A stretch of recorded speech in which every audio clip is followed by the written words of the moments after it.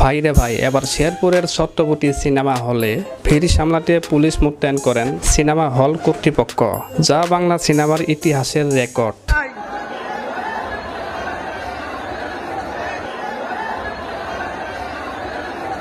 সম্প্রতি সারা দেশে মুক্তি পেয়েছে শাকিব খান অভিনীত বরবাদ সিনেমাটি মুক্তির পরপরই উপচে পড়া ভিড় সিনেমা হলগুলিতে। তবে এবার বরবাদ দেখতে এসে দর্শকদের ভিড় কোনোভাবেই সামলাতে পারছে না হল কর্তৃপক্ষরা। শেরপুরের সত্যবতী সিনেমা হলে ভিড় সামলাতে মোতায়েন করা হয়েছে পুলিশ। সত্যি বলতে এটাই শাকিব খানের ইষ্টদম, শাকিব খানের সিনেমার পারে এরকমই রেকর্ড সৃষ্টি করতে।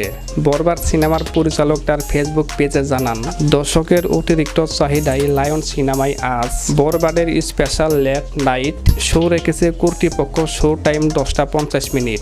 বাংলাদেশের প্রথম কোনো সিনেপ্লেক্স এত রাইতে শো অন্য কোনো সিনেমার জন্য দিয়েছিল কিনা আমাদের জানা নেই। বরবাদ সিনেমা বাংলা চলচ্চিত্রের যত রেকর্ড আছে সব ভেঙে চুরমার করে দিয়েছে।